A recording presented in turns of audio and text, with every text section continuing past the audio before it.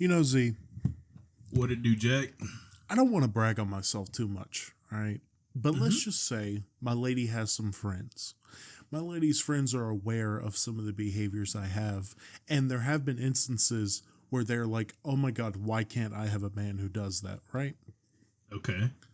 But why is it that I get looked at sideways just because she's getting undressed for a shower and I play a little Chris Brown, I just want to see you strip right now. She just starts beating me with a pillow. Is that not what I'm supposed to do as a man? I believe you did your job correctly, if you ask me. That's what I'm saying. But It's the no, only thing, that should be a why can't my man do this, that's what I'm saying.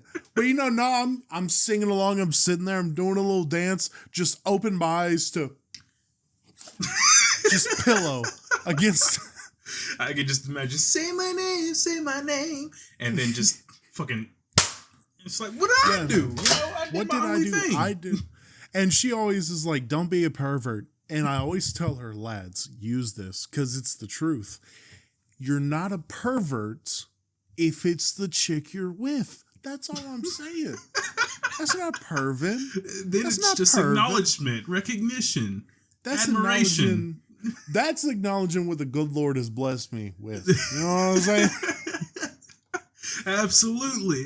Hallelujah. Amen. I did notice, I had a little funny story I want to tell about me going into work this morning. Quick pause. I know y'all see the title. Y'all probably here for the RDJ hot takes, cold takes, movie reviews, whatever. We're going to get into that. We're going to get to it. But we've had some things happen that we need to get off our chest. But I promise we'll get into that. Absolutely. Absolutely. Now, I want to bring this back to, I think this was a conversation we had off the pod about the driving habits of people around town here. That's been on and off the pod. That's probably true. Yeah. And I realized it's like, I get it. It's 3:30 in the morning and we're all probably tired. But like, absolutely. Don't you think you would know where you're going? Like, I'm driving down the road. I'm 2 minutes from my house. 2 minutes. And I see police lights. I'm like, that's unusual. I never really see police with their lights on this early in the morning. They're usually sitting in parking lots, hanging out around the two shittiest stoplights in town, making sure people don't run them whenever nobody's looking, that type of shit. But I see them with their lights, like blue lights, bright as hell, early in the morning. I'm just like, what the hell is going on here? And I'm pulling up to the train tracks around my house. And I see one cop stopped right in front. The other one's like across the street down the road in a parking lot somewhere. I'm just like, huh. And I look over and I see both of these cops with their flashlight in somebody's face. And I'm just like, huh? And then I see the car on the train tracks. And I'm just like, come on. Yeah. It's just like the one spot in town where, hey, there's train tracks right here. Don't, drive on them, I guess. Dude, but there you have, and those ones probably have the bars, right? I would assume they have the bars. Nope. Mm-mm. Okay, it's that's got two sets of stoplights. Yeah, that's what I'm about to bring up. There's train tracks that go through. You know where the Purity Factory is? Like the original Purity Factory downtown? Nashville? Yeah. No, I don't know. When you're coming off of Murfreesboro Pike? Nah, yeah, you're not going to get me on that one. Okay. So when you pass that factory, there's a train track that goes through there. It's like an old ass. That train track been there since like trains came to the country, right? Yeah. But no bars. So if you're not paying attention, if you don't see those lights going, you might just pass on through and barely miss a train, dude. It's dangerous. I will give it to that car because I have like myself witnessed trains come through. You won't know until they're like almost there. And it's very fucking dangerous. I will say it's extremely dangerous because that train track gets crossed twice and only one of them has any sort of like regulation around it. The other one's like got a stoplight on it, but it's permanently green. I've never seen it anything but green. And then there's a stoplight right after it for the intersection that you come up to. So, like, I could see that, but the permanently green lights are trash. Like, they've been there and on since they've been put up, and that's about it seems. So I'm just like, you would know because you cross over the train tracks twice. Why would you turn onto the train tracks? Right. Like, the turn off is a little bit down a hill. The train tracks are on the crest of a hill on that road. So it's just like you're either not paying attention or you're drunk. Like, you're getting that DUI test that I saw you getting on the side of the road. I couldn't imagine getting like drunk and getting hit by a train. I would be so pissed. That's an unfortunate way to wake up in front of God. Be like, what the hell? And God be like, that wasn't supposed to happen, dog. That was all you, fam. That was all you. I had a plan, and you went that way. You turned right instead of going straight, and I can't do anything for you. But no, I had a driving thing that happened a couple weeks ago where I will look you dead in the face. Mm-hmm. I should have died. There's no two ways about it. At the very least, I shouldn't have a car and I should be in a cast. Okay? All right. The reason I say that, are you an energy drink guy? Yeah. Have you tried these new, it's like ACAI energy drinks? No. They are delicious. They have a cherry limeade flavor. Not cherry limeade. Acai, like the fruit bowl, or I think it's like a yogurt bowl type thing. It's like in cursive. My Gen Z brain. It's got like the little C with the little thing on the bottom. Maybe whatever. I think so. But it has a cherry slush flavor, not cherry limeade. And I was at work. I had to pick my lady up in the morning. Didn't get a lot of sleep. So around 3:00, I decided to have one, right? Yeah. 400 milligrams of caffeine. Yes, sir. 400. Okay? It woke me up really quick. But when I left at 5:15, when I tell you I crashed, it was the hardest crash I've ever had in my life. Yeah. And I'm telling you, how I can describe the drive is I would open my eyes, roughly know where I am, and keep going. The rest of it was vibes, and hopefully my subconscious can get me there. I shouldn't be alive, dude. That is extremely dangerous. Dude, it is so... That is as bad as drunk driving. That is dangerous. Those things tasted so good. I've not touched one since. Because if it's going to make me crash, I was tired, right? But I've driven sleepy. It's still dangerous, not on that level. And I blame that drink for making me crash that hard. Say a normal cup of coffee is what, between 80 and 200? I know that's a big range, but I want to say I think I saw 80 somewhere and I think I saw 200 somewhere else. To give a little bit of a topical comparison, that lemonade that everybody was going crazy over at Panera, do you remember this? Yeah. That was 350 milligrams of caffeine. So, okay, yeah. And there's 400 plus all that sugar they have to put into that to make it taste that good. It's a lot. I'm not touching one of those again. That was so. I literally got home and I ran to my lady. I'm like, I have to take a nap. Like no, I'm not. Yeah. I got two little things about energy drinks before we get into the title of today's episode. The first one is I got sent to the hospital a couple of years ago for drinking coffee. And you said that energy drink had 400 milligrams. This coffee had 800. So it wasn't the smartest decision by me. Yes, I know. Because I also drink it out of, I think so, that was 8 ounces smaller than this. But I was on a 5 a.m. work schedule, and that was the coffee that I had apparently loved at the time. It was called Death Wish, so it was in the name. And second, at Amazon, actually, I was fighting demons trying to stay awake one night, and I said, "Okay, screw it. I'm gonna get this 5-hour energy, and I'll drink like a quarter of it." Yeah, that was a bad decision because I ended up leaving early that day because I couldn't stay like focused on work. I was too wired and my mind was everywhere, and I would just kind of stop and just kind of stare at a bin. I'm just like, yeah, doesn't look like I'm going to be working much more tonight. And I went home. It was over for me after that. Yeah, dude, I don't know how many times I've known I'm in trouble because I will arrive at a bin and realize that I don't remember where the last 4 bins I've picked from are. Mm-hmm. And the numbers will start getting folded up and I'm at a bin that is nowhere near where I should be, but yet I'm scanning and I've been so tired I've almost walked to the wrong mod. I'm shocked I haven't done that. I know, like, I've been working night shift for a while. I should, but like, I've Sometimes just never been I've never been a good sleeper ever.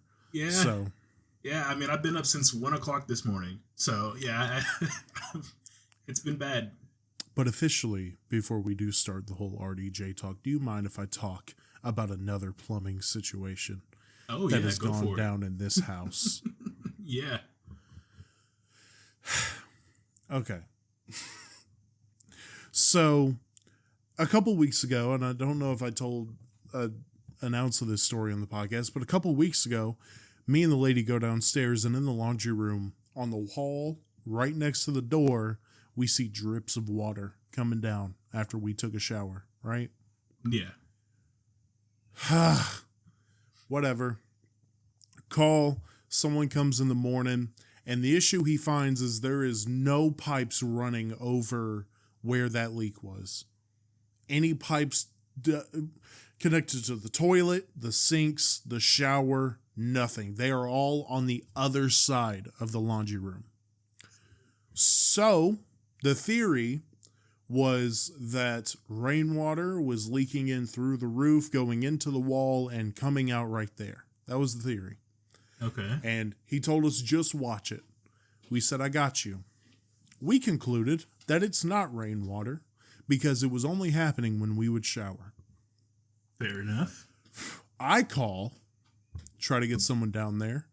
Nobody comes. Nobody comes. For several days, nobody. My lady calls, and she says, hey, what's going on? Why haven't we gotten someone down there? And we get the response, well, our guys are just so busy. But she said, we'll get it to you on Saturday. My lady goes, all right, cool. Saturday comes and goes. Nobody. Not a call. Not a text. Nothing. For 2 weeks, right? Mm-hmm. Until the AC breaks. So we get the AC guy to come, who she has the number of, so she doesn't have to go through our landlord. Mm-hmm. She has the number of, so she calls the AC guy. AC guy comes, hooks everything up, or fixes everything. He goes downstairs, takes a picture of the wall, and he himself sends it to the plumbing guys, right? Okay. And this is where today comes into play, because me and Z had planned to record this 6 hours ago. 6 hours ago. I get in the shower. I exfoliate. I do the hair. I do everything, right? Mm-hmm. I'm getting out of the shower. I'm getting dressed. Ding dong. Hoo, hoo. Dumbass dogs. Hoo, hoo. And I'm like, what? Throw everything on, run to the door, open it. Oh, hey, we're here to do the plumbing. Took the cord out of my goddamn headphones. I'm so mad, dude.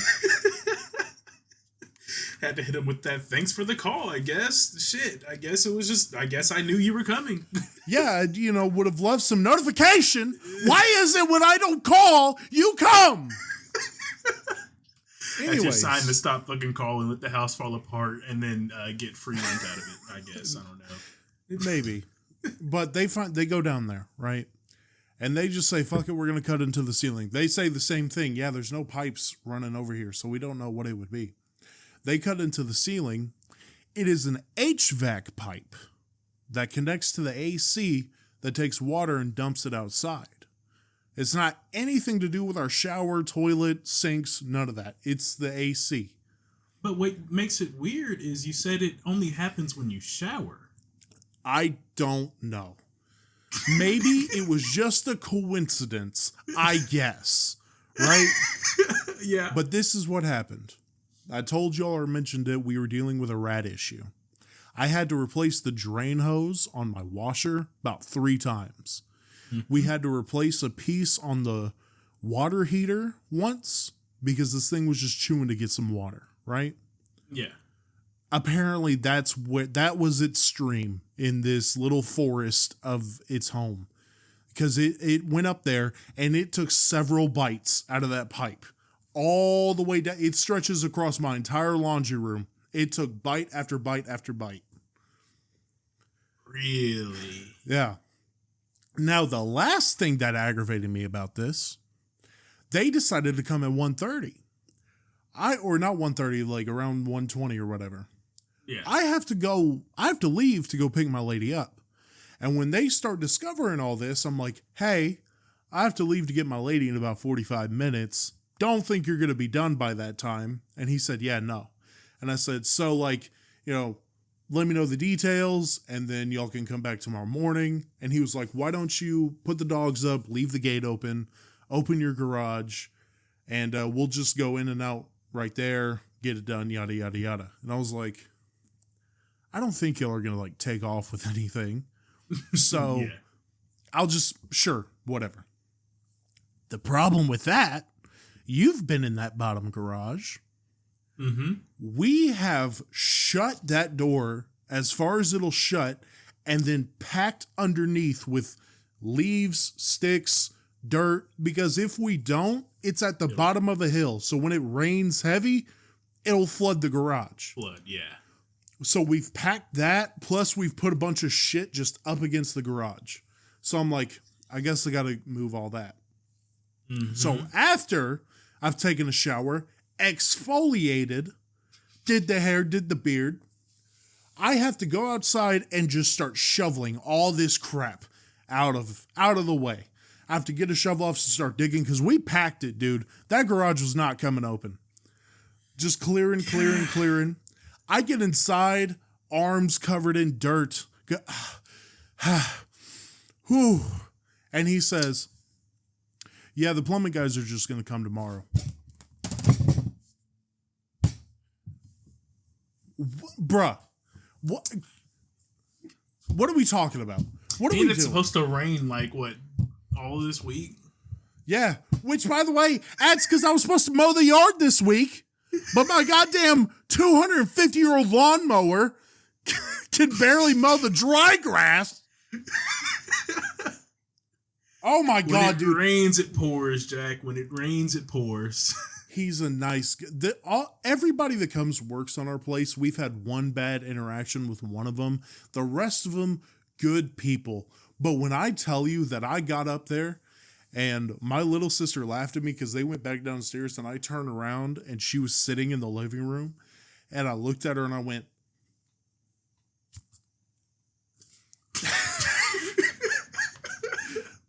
yep, sounds about right. Dude, you've been privy to the stories. You've experienced our shower not turning off. Yeah. Dude, it's over. Luckily, we don't have a rat problem anymore. For now. Who knows? Those fuckers find some way to get in. We've had to deal with several rats that have made their way into this fucking thing. Just start getting traps or something. See, the problem with that, rats are smart. Rats are smart little fucking... We're going to get mothballs and put them all around the garage and the downstairs pretty much. It's going to smell. You walk down there, you're going to be like... Walk down there, nose hair's burning. Yeah, anything to keep those dipshits out of here, If it works. That's just, it's ridiculous that the rats have caused so many fucking issues with this damn house and all its fucking pipelines. Like, put a bowl out next time, I guess. And my lady was worried because she was like, are we gonna, like, do we have to pay for that? And I was like, rats, we can't do anything to prevent rats. This place has so many places that rats can just sneak. Now, if like, there was an ant infestation in the kitchen, yeah, it'd be hard to convince people that's not our fault. Yeah. But rats in the basement, where there is thousands of places that can slip in with how old this place is and how unkept it is, no. And it also seems like the only thing it's ever after is water, because it's always water line, HVAC water line. It hasn't been anything different than a water line. I will say, I got one of them, and this will be the last thing I say before we get into the actual topic, because I know a lot of people probably, whatever. I even did the Sebastian Maniscalco method, and that is, fuck it.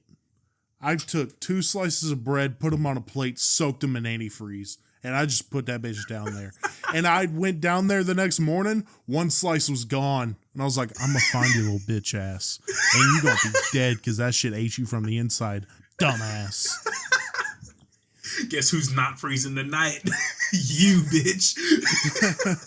Last year, it was It was the flies and shit, right? Or it was the ants, the bug war of 2024. You remember that podcast? Yeah. This year, New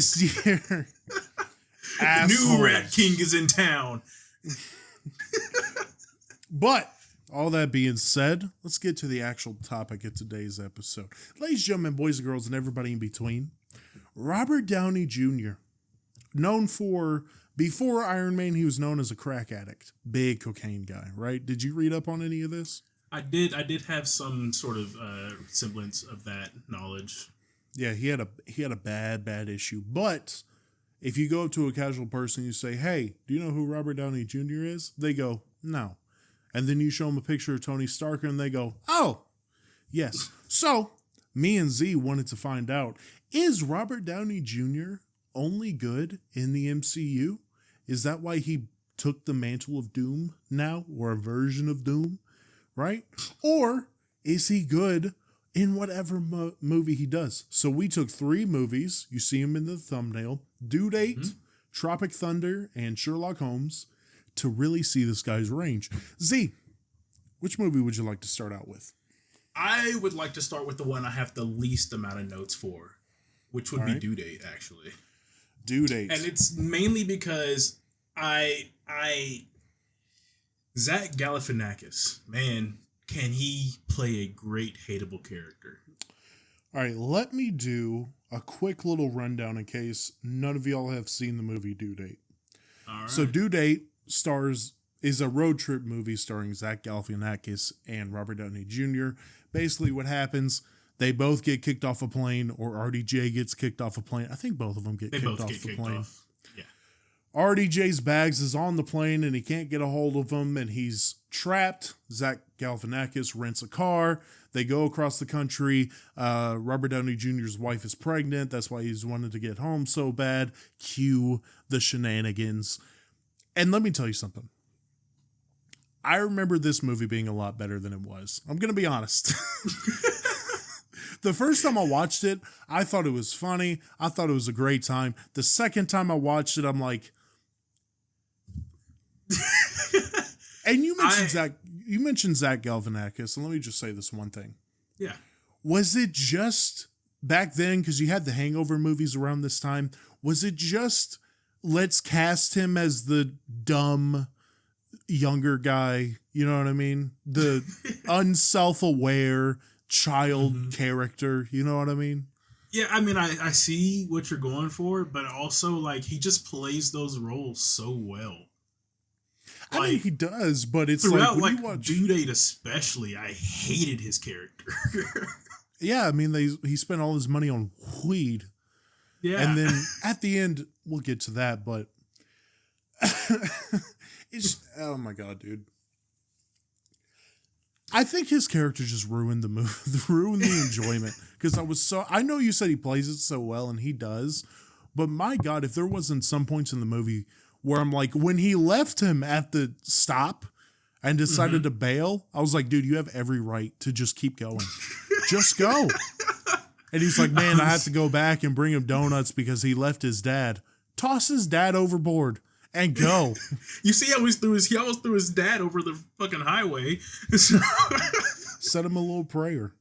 I have to say, like, since we are more focused on RDJ here, it was great to see him, like, quote unquote break character, like him, like his anger and like all that stuff, because Zach was annoying him so much. Yeah. So it's just like, that's not something I usually see with, the MCU. So I was just like, that's why I like that part. And also, this was the most, and we're going to compare it to Tony Stark. This was the most Tony Stark-like he's been in all these movies. And it wasn't even that Tony Stark. This was Tony Stark, like upper middle class Tony Stark with an anger problem. You know what I mean? I don't see that. You know what I mean? But he plays a certain character in a lot of these movies, so I mean, I guess that's fair. This was my main issue, okay? Okay. With comedy movies, I get the jokes, I get the premise, right? We're going to talk about this, especially with a movie coming up. But I get the jokes, I get the premise, but I'm supposed to laugh. At the end of the day, I'm supposed to laugh. And there was only one joke that made me laugh in this movie. And I want you to guess it. The one joke that made you laugh? The one joke that made me laugh. I'm assuming him spitting on the dog? No, that's crazy. What do you think of me? What do you think of me? The kind of guy that would laugh at it. Hold on. Let's assess that. Okay, we have the racism allegations. You're about to bring forth a whole new level of allegations. If you think the only thing I laughed at about this movie was him spitting on a dog. It was funny. He said, "Fuck you too." And oh, so you laughed at it and you're trying to project Sure that did. onto me. God damn, dude. No, it was the Malcolm X joke. Fair He was enough. pointing out all his headshots and he was like, oh, dork? No, Malcolm X. That was funny. The rest of the movie, it may have gotten a little, but that was it. I was laughing at that movie all That the was way through. Plus, it had the most unnecessary twist of all time. In the last 15 minutes of the movie, they were like, how about we throw you another twist for no reason? You know what I'm talking about? That part, I was just like, come on. Like, even if y'all were stuck traveling together, it would have just been so much easier. Well, obviously, but it's like the movie. Why is it there? Okay, I'll explain the twist, spoilers, whatever. They go to the Grand Canyon because RDJ's character is, it's his character arc, right? He's becoming a caring guy. And throughout this entire thing, Zach has a little coffee can of his dad's ashes. And he was talking about how he wants his dad to be spread across the Grand Canyon or whatever, right? Yep. They go to the Grand Canyon. And at the Grand Canyon, Zach goes, hey, I've had your wallet this entire time. But it doesn't do anything because immediately after, they have to rush to the hospital because RDJ's wife is having a baby. So why they threw that in there, I don't know. I don't know why they threw that in there. Just that last bit of tension, to bring it all together, to bring it all home, I will say, every movie's got to have a lesson, a theme that we can bring forth, right? Mm-hmm. And this one, and you're the kind of man that would enjoy this, weed forgives all. It forgives all. Zach's character was doing everything he got him beat up by Danny McBride, right? Danny McBride, yes, sir. He got him thrown in a immigration prison that he had to bust him out of. Yeah. He fell asleep at the wheel and fucked his arm up and his whole body up. Shit up. But while they're on the road, they just smoke a joint, and RDJ is like, I love you, man. RDJ got hotboxed hard as shit. He was just trying to take a nap. He didn't partake in the activities. He was unconsensually.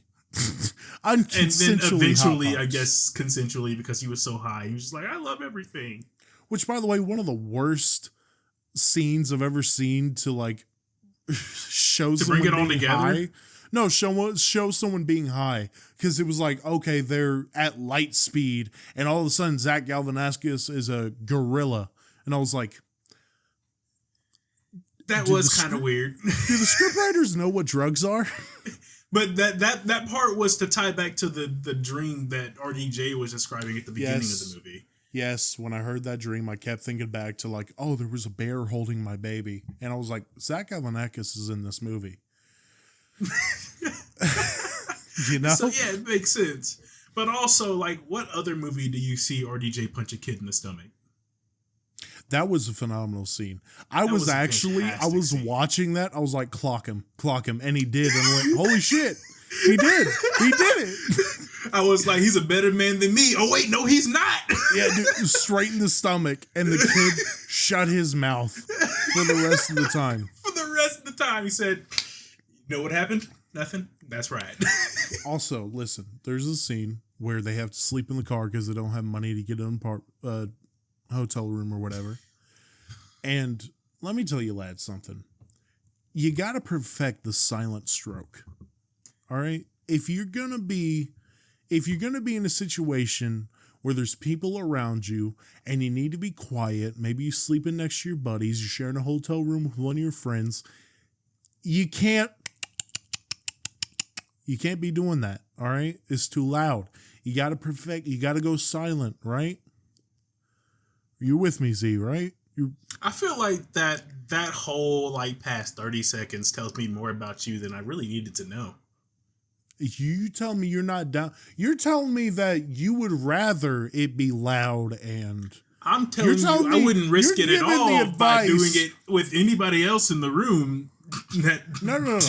You're opposing the silent stroke method, which means that you're okay with the loud stroke method. I mean, even in general, it's polite to do the silent stroke method just in case there is someone around. Am I wrong?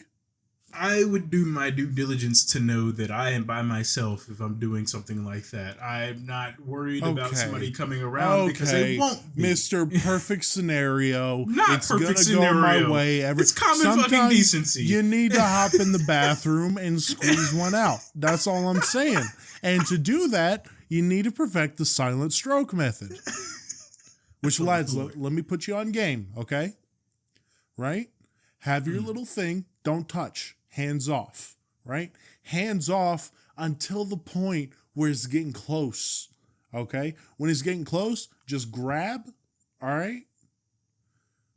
I don't feel comfortable continuing, but I'm too deep in now. I'm letting you walk yourself into this. Right? Grab, and then once you grab the touch, it'll be right there, right? Right there, and at that point, you know what I'm saying? You know what I'm saying? Yeah. Right? Yeah, I got you. Right? Yeah, I got you. 100%. Right? Behind you know what I'm saying? All the way. You get what I'm saying? I got what you're saying. Yeah. And at that point, right, I used to be good at, you know what I'm saying? But you can't do that. You can't do that because sometimes, this shit feels tremendous, all right? Uh-huh. So take, you know what I'm saying? Do one of those, all right? Uh-huh, nope. Yeah. Silent stroke method.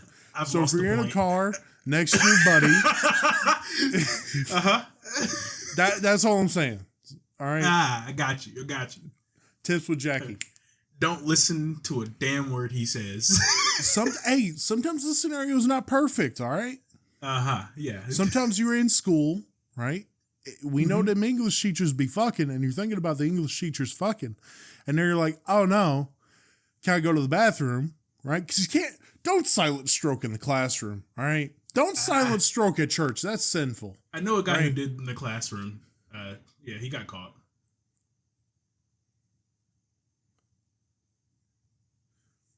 So the last thing I want to talk about this movie is I want to talk about something that I wonder if you're cool with or not. Okay. And that is Jamie Foxx makes an appearance in this movie. It was so random that I was just like, is that Jamie Foxx? It is Jamie Foxx. He plays a professional football player for the Dallas Cowboys, assumedly, because they're in Dallas. Mm-hmm. But the relationship that Jamie Foxx's character has with his wife was straight up red flag after red flag. You don't call your friend's wife banging. Okay, let me give you guys a rundown of what Jamie Foxx did, all right? So Jamie Foxx's character is a friend of RDJ's, but dated his wife back in the day. Okay? College. Yep. In college. And Jamie Foxx comes to pick up RDJ from the hospital after they wreck their car. And then Jamie Foxx is talking about how, oh, y'all are getting a C-section? Why would you ruin that tight, perfect bod? And then a little bit later, you realize that Jamie Foxx and RDJ's wife ran into each other in San Diego. There was a picture of them having drinks. And RDJ knew that she had run into him in San Diego. But Jamie Foxx was like, oh, yeah, no, we had a great time. You know, we went out, rekindled some old things. You know how that is. When you say rekindle some old things, I immediately said, oh, is this movie going to have that kind of plot? See, I'm that Drewski meme. What do you mean by that? Yeah. What do you mean by that? What's going on here? I'm just like, oh, did the plot change halfway through the movie? Are we getting a twist? And listen, the wife said, like, I told you about this, and RDJ's character was like, I know, it's just me being insecure. But there's a difference between running into someone and having drinks with them all night. That's all I'm going to say. Literally sharing a drink, having the picture framed on your coffee table. And then, oh, we had such a great time rekindling old things. I don't know if I'm cool with that. I'm good. Yeah. I'm not a jealous type. Y'all may have heard the advice we gave where I said you could still be friends with someone who's sending naked pictures to you, even though you got a boyfriend, right? I said that, right? I'm not against my lady being friends with men. I'm not against, a man buying my lady a drink. She's a beautiful woman at a bar. That shit's going to happen, right? Mm-hmm. But an ex-boyfriend talking about how great her body is and then insinuating that a lot more happened than what I was led to believe. You know what I'm saying? Yeah. I saw that and I was just like, what? And then, the end of the movie comes and then he bursts into that room, Yeah. And you see the black baby. And I'm just like, and then you see the black woman and I'm just like, It did a little quick, like, I was just like, ain't y'all seeing this? Yeah. Yeah, no, listen. I don't know how my mind would be affected for the rest, like, not the rest of our relationship, because eventually I would, like, if she's like, we didn't do anything, I swear to God, we didn't. I'd be like, okay. I guess it's either like you let that shit build up and get to you, or you just let it go and trust the person that you have lent your trust to for the rest of your life. You know what I mean? Yeah. And if I'm going to fall on a sword, that's the sword I'm going to fall on. You know what I'm saying? Yeah. But overall, in terms of due date, in terms of 10, we'll rank these out of 10. What would you give it? Probably like a 6. I know I talked it up, but in terms of like the whole movie, it was probably a 6. I was more annoyed watching it than I was like interested because Zach Galifianakis' character was just something else. See, I was thinking more along the lines of like a 4-6. Mm-hmm. I'm like late 4s right now, just because, like I told you, with a comedy movie, make me laugh at the end of the day. That's all I want. Yeah. I only laughed once. I had a few chuckles here and there, so maybe late 4s isn't fair. I'll go late 5s. I'll go like a 5-7. I'll go a 5-7. Because throughout the movie, I did chuckle a little bit, but I'm going to be honest, I skimmed the last 15 minutes. After he said, oh, I've had your wallet this entire time, I was like, all right, let's wrap this shit up right now. It's like, all right, we've gone on too long. Yep. I get that. All in all, check out the movie if you want. I think RDJ was great. Yeah. I really, we didn't talk about RDJ's performance in an RDJ podcast, but RDJ was great. That's because RDJ, as big a role as he had in the movie, he kind of got overpowered for most of it. Fair. All right, do you want to go Tropic Thunder or Sherlock Holmes? I'll give you the choice this time. I picked Due Date. Well, since Sherlock Holmes is on my other phone, let's do Tropic Thunder. All right. And to give y'all a summary, if you've never seen Tropic Thunder, which it's one of the most popular comedies of all time, so you probably did, whatever. It's basically a movie. Think Three Amigos in Vietnam. Have you ever seen Three Amigos? I haven't. Okay. Basically, it's about these guys making a movie about Vietnam, and it's a satire on the entire atmosphere of Hollywood and actors who take themselves too seriously and executives and agents. It's a satire of that, and they're shooting a movie in Vietnam. It goes wrong, so now they're legitimately trying to survive a drug ring that is headquartered Are you explaining in Vietnam. Tropic Thunder or Three Amigos? Tropic Thunder. Okay. Yeah. My bad. But that's the movie, right? Yeah. Satirizes a lot of old Vietnam movies. There was an obvious nod to Platoon when you first see him. Shit. Yeah. But in one word, just quick thoughts on the movie. One word. What would you give that? What word would that be? Wild. Overrated. Overrated as fuck, dude. And let me get this quick rant out of the way, okay? I was gonna wait to the end, but I gotta get it out of the way. This was picked as critics' best comedy of 2009. Okay, came out in 2008, the awards of 2009, right? Yeah. You know what other movies came out in 2008? Step Brothers, first of all. Mm-hmm. I don't think is that great, but whatever. But also Forgetting Sarah Marshall, which was nominated for the same award and was so much funnier than this movie. Forgetting Sarah Marshall was so much funnier than this movie, dude. I was thinking about, as soon as I looked that up, I couldn't stop thinking about that. I was like, how did this movie, it has some humorous moments, but how did this movie win critics' best comedy? And then it came upon me, Z. You know why it did? Why? Because Hollywood loves sucking themselves off, dude. And because it was satire of personalities that are actually in Hollywood, you had a bunch of fucking dorks and a bunch of insiders going, I know people who act like that. Oh my God, dude. Anyways. Fun fact, I had not seen this movie until we watched it. Or until we said to watch it, really. Yeah. So I didn't know really what to expect other than movie within a movie, pretty much.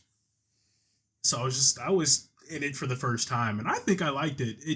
It wasn't like a fantastic movie. It was like, it felt like a low budget, but like as well made as it could be with that low budget kind of movie. My first note, by the way, was how confused were people in the theaters when the fake trailers started coming around. The Ben Stiller you were confused? I started, so for those that don't know, I had been saying for like the last few podcasts that I'd buy the Disney Plus Hulu Max bundle. I did, and that's what I was using to watch Tropic Thunder. I started playing, and I bought the version with ads. So, the ad starts playing, we're cool. And then the movie starts. But then the preview started, and I was just like, did I get a second set of ads? The movie opens with trailers to movies that involve the actors, the key actors in the movie. The actors playing the actors in the movie. Their character's an actor, and it's an exposition. Yeah.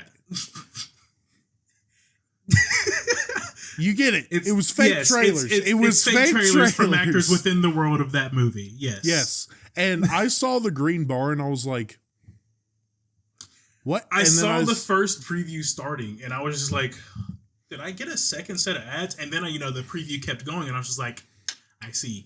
Yeah. I will say everybody did their thing. Tom Cruise's character is beloved. He's kind of a cult character. Like, not really. He's beloved, the Les Grossman or whatever. RDJ was the absolute star. I know it's controversial. A little bit of controversial. He's not the main star of the movie. He's one of them, but like not the main one. Well, also he's, a dude playing a dude dressed as another dude or whatever. Yeah. However he said that, the blackface. Let's just come out and say I'm a dude playing a dude dressed up as another dude. Yeah. RDJ was playing an Australian guy that was playing a black character in a Vietnam movie. So as much as you might hear me talk shit about the movie, I thought his performance was so good. I thought he was great. And one of the only times I got a chuckle was when Ben Stiller was like, "Oh, you people are so hard to deal with." And he went, "You people." You people. Yeah. And the actual black guy was like, what? Apparently, by the way, that makeup was so good. I forget who's the other black guy. I don't remember his name. I say other black guy. That's crazy. That's wild. That's crazy, dude. But no, apparently his mom visited the set and thought RDJ was Don Cheadle. Okay. Yo, shouts out to the makeup department. That's phenomenal. That you people chain was literally note number 5 in my notes here. It was just... Yeah, no, that delivery was so good. What do you mean, you people? Or RDJ going on his tangent about food. Got to get my food. Yeah. He said, I could whip out those collard greens. Yeah. Or, dude, in that little rant, while they were all shouting at each other, he was like, look at him in his white devil eyes. That part was some good. Crazy one-liners in that movie, and it was fantastic. Dude, and he sold it so well. Like, this was RDJ going to, like, Sherlock Holmes, we'll get into it. It was out there, right? For like, in terms of what RDJ to play. This character was gone, dude. And it was great. Some things I hated was the cheesiness of the movie because the main executive dude, I forgot his name, but he's just like, we don't negotiate with terrorists. Hang up, everybody. Yeah. I'm just like, okay, I guess. A nutless monkey could do your job. Yeah. Honestly, I'm talking about this now. I don't know. I skipped through the last 30 minutes of this movie because I was so aggravated, and it was just action scenes. So whatever. But that entire thing of when he's yelling at the fire dragon or whatever is great. Apparently, by the way, Tom Cruise came up with that character. They did not have that character in the script until Tom Cruise signed on. And he was like, I love this, but I think I can add this guy. And he did, which I found great. But I brought up all the characters because Matthew McConaughey plays Ben Stiller's agent, right? Mm-hmm. And usually with an agent character in these movies, it's always get over. I think back to like Marv in Cars. You know what I mean? Like, you don't belong in that town. Come on, you got to make me more money. But no, he thought Ben Stiller said that he killed a hooker. And he was like, all right, listen, you need bleach, lime, and wait till the nighttime falls. And I was like, what a real one, dude. He's your agent. Looking out for his ass. And he went all the way to Vietnam, dude. He went all the way. It shows. Because he suddenly got fucking superpowers for the fucking TiVo. Yeah, dude. Ride or die. If I ever step foot in Hollywood, I want a dude like that. Probably not going to happen. Probably going to be a guy that's like, hey, fat boy, you want to roll in this movie? Why don't you tickle my little nutsack? You know what I'm saying? I'll be like, you're not Matthew McConaughey. That is one of the wildest sentences that's ever come out. One thing I had to notice is that at no point in that movie did they ever actually grab a real gun. Except for, really? I think, the one guy who started shooting at them first. Well, like I said, I skipped through the last 30 minutes. So I'm saying right now, maybe they did. Okay, maybe you skipped the kid Wilhelm screech. Oh no, that was pitched. In the first. That was in the there was one in the first. There was one in the first half of the movie. There was a second at the end of the movie, and it was from the kid. And it was slightly pitched up, and I thought it was hilarious. That's on the bingo card. Wilhelm scream. I heard it and I was like, there it is. Yeah, it was really early on. Dude, so if y'all haven't seen this movie, they get dropped in this forest, and the director is so sick of them that it's like, you know what? We're going to actually fuck with you and get like Blair Witch style, right? Mm-hmm. Blair Witch style of filming. And the director turns and steps on a landmine and explodes. And I was like, that was effective, because for the first couple seconds I was like, was that a part of, like, I was like, okay, did he actually explode? I saw that happen, and I was just like, that I was just like, I was stuck. I was like, wait. Yeah, I was like, oh, did they kill? He's dead. Did he die? I was over here just like, did they kill him? And then they held up his head and shit, and I was like, he's probably dead. And they saw his walkie-talkie, and I was like, okay, no, he's dead. He's gone. Yeah. he's absolutely. Done. Yeah. But I don't... Go for it. Go ahead. I was going to say, for a second there, I thought his agent was him for like a split second at the very end of that movie. And I was just like, huh? Oh, never mind. Okay. And see, I thought they were going to go the route of the Vietnam vet. It turns into the actual story. Like, now they have to go save, when Danny McBride, who makes an appearance in this movie as well. Shocker, he wasn't in Sherlock Holmes, because somehow he's just following RDJ around this little train track. But they get trapped, like tied up. I thought it was going to turn into like, oh, we have to go get the real guy, and now the story's real or whatever. They didn't do that. Not as predictable as I thought it would have been. Well, it turns out the real guy was just a fake, wasn't he? Yeah, he was really in the Coast Guard, which, hey, that felt personal, okay? The Coast Guard is a legit branch. It's legit. I'm not just saying that. I'm not just saying that because my grandfather was in the Coast Guard. Shut the fuck up. It's a legit branch. It's a legit branch. No, I don't think anybody would say it's not. I mean, they may probably make fun of it, but... I had a dude in high school, he was going into the Navy, and he was like, hey, tell your grandfather I called him a puddle pirate. I was like, you haven't been sworn in yet, and you think you can chat? What are you talking about? You know what they do in the Navy? You on a boat for a long time. They become seamen. Trading seamen. Ah! That wasn't that good. No. But to summarize Tropic Thunder, overrated. Did I enjoy much of the movie? I enjoyed RDJ. I could have gone without a lot of it, but as I'm chatting with you, I think I enjoyed it a little more than I did at first. I'll give it like a 6.3. I'd probably give it somewhere close to like a 6.7. Somewhere 6.7. What's your reasoning? I liked it. It was too cheesy for me, like as a movie, because it was funny as shit. But like at some point, I was just like, okay, like are they going to like get serious for the their lives are in danger kind of part? And I mean, they were, quote unquote, but like they were just screwing around. See, as I said, a comedy movie. I get the jokes. I get what he was going for. I get the ridiculousness. I get it. Mm-hmm.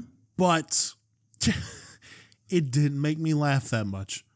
It just didn't. RDJ got me with a couple one-liners, but a lot of it does suffer from early 2000s comedy. Hey, he's in a movie where everybody's farting. Yeah, that. Hey, he plays a simple-minded guy, and we're going to use the R slur several times. And let me just say something. I'm cool with dark humor. You hear it all the time on this podcast, right? Yeah. I was recommended this movie by people who enjoy dark humor but didn't get this movie. And don't try to act like you got this movie, because you didn't. You thought it was funny RDJ was doing blackface, and you thought it was funny they said the entire time. I know I said R slur. You can bleep it if you want. But that's what it was. You didn't understand this, whatever. I know, I get what Ben Stiller was going for. I get what the director, I get what everybody was going for. I get what it is, right? I'm not some pearl clutching, oh my God, how could you do that? No, I get the purpose of what was going on. Yeah. It just wasn't that funny to me. Yeah, the simple Jack recognition, I was just like, come on. Yeah, that was crazy. He was saved because he played Simple Jack. And they're like, we love that movie. And I think one of my notes was literally just like, if y'all are running a drug trafficking or growing operation, y'all should be making a lot of money. Why is that the only movie y'all have seen and on VHS? And also, when the leader stepped down, I was like, is it a kid? And they showed it was a kid. I was like, really? That's how you're gonna make it a funny, right? Mm-hmm. Let me tell you, in Baku, in Black Panther, he was somewhat an agitating presence. I wouldn't call him a villain, but that's how you write like an entertaining, funny villain, quote unquote. I don't even think he was really much of a villain. He was more of just like a slight antagonist. That's what I'm saying, though. Like, just have him, but just fully make him a villain, right? Just make that character a villain. That's the kind of humorous, like, villain that could work in this kind of movie. You know what I'm saying? Mm-hmm. That's all I'm saying. I don't know why I decided to pull the Black Panther pull, but... All right, well, we're running out of time, so let's get Sherlock Holmes in here. All right. So quick rundown of Sherlock Holmes. RDJ plays Sherlock Holmes. Jude Law plays Dr. Watson, Dr. John Watson. Mm-hmm. And it's basically they're looking into this case surrounding this supposed warlock killing these different women in a ritual sacrifice to bring dark energy into the world. You get secret societies, you get magic, you get, Victorian London, the dirty, filthy, nasty place that the Victorian London was. Mm-hmm. And it basically follows Sherlock looking into this and seeing what's really going on and seeing the plan of this, grand, I'm going to say grand wizard. This isn't the KKK, but this guy that wants to take over the world, right? Yeah.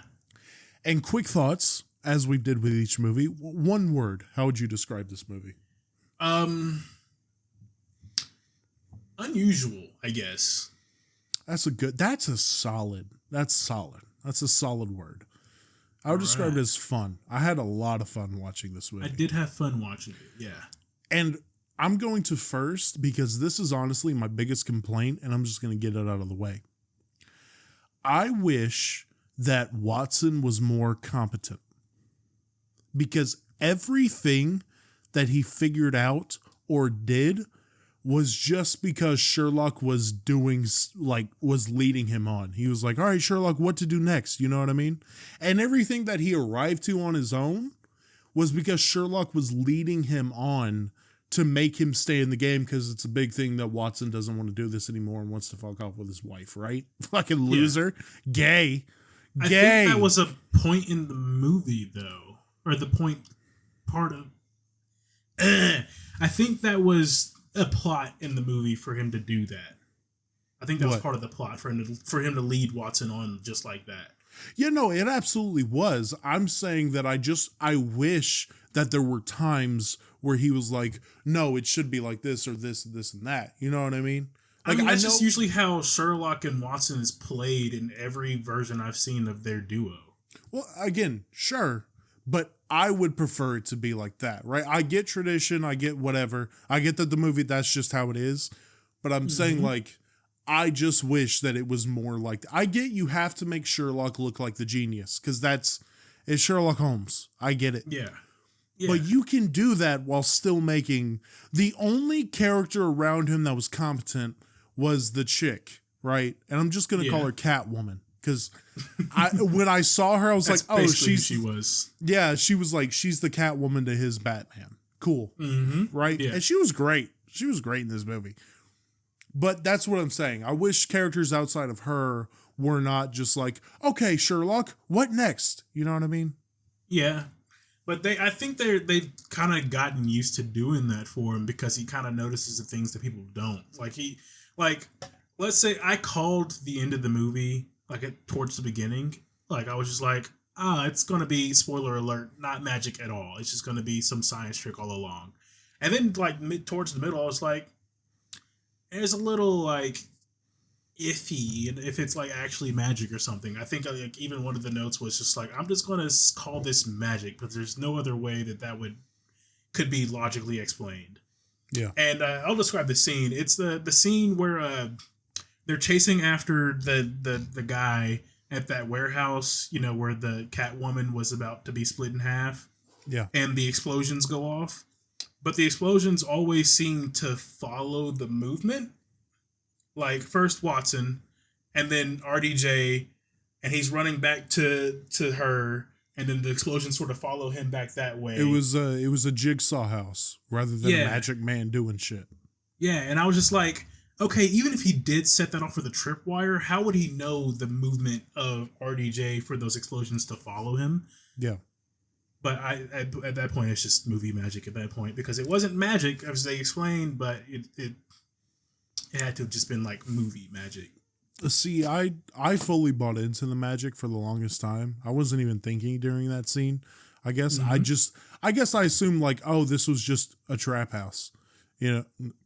Like he's slinging dope out of that thing. No, it was a jigsaw like trap house. But I fully bought into the magic until they were fighting on top of the bridge.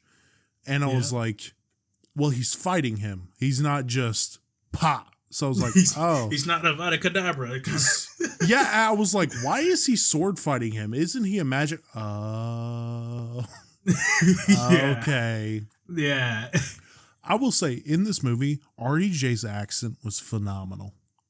His British accent, there were at times I couldn't tell. If you told me he was British, I'd fully believe it. Uh-huh. I thought the same with Australian in Tropic Thunder for a minute.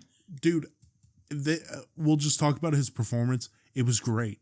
It was, I feel like, honestly, between this and Tropic Thunder, it was so good. It was a big change, and I think I preferred Sherlock over Tropic Thunder in terms of his acting skills. In this movie, by the way, I realized I hate how I recognize actors. I saw Jude Law, and Jude Law has been in a lot of stuff. A lot of good stuff. And what do you know what the first thing I thought of was? What? Lemony Snicket's. Lemony Snicket. Do you know what that is? Yeah. A series of unfortunate events. Mm-hmm. I was like, I recognize that voice. Am I tripping? And I pulled it up and I was like, oh shit. Hey, how's it going, storyteller?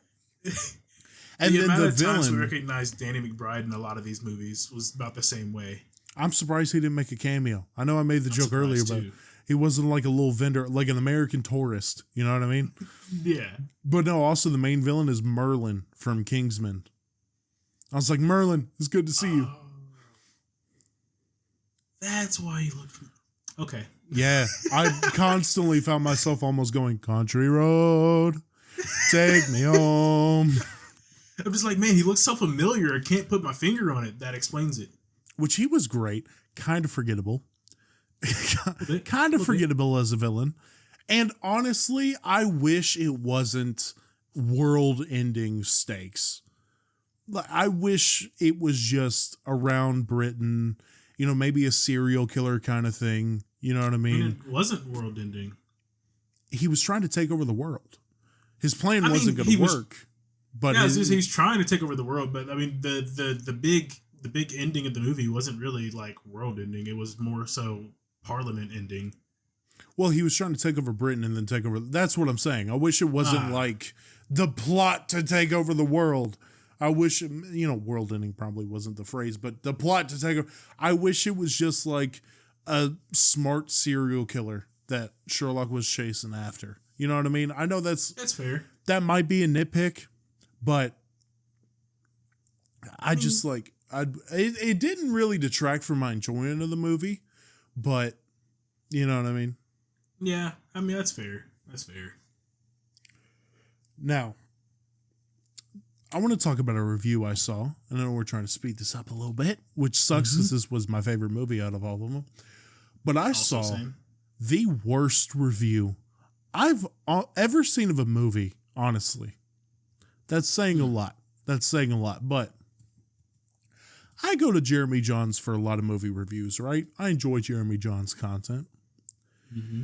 I looked up to see if he did a review of this movie. It's this came early in 2010, 2011. I think it was late 2009, if I'm not mistaken.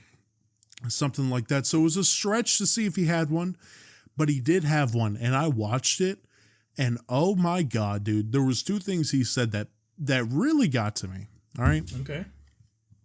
One, the girl had nothing to do, and we didn't care about her. She was just there to be hot.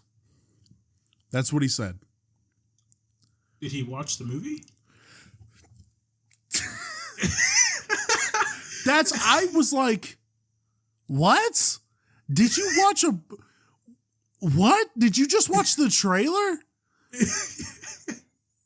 He was like, we don't care about her. She does nothing interesting, and she's just hot.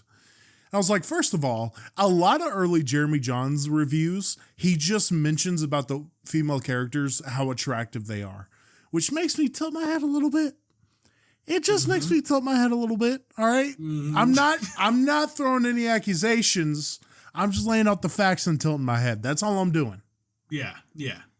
But that kind of statement for this movie tells me that you didn't watch the movie or you don't care about the female characters. Yeah. Yeah.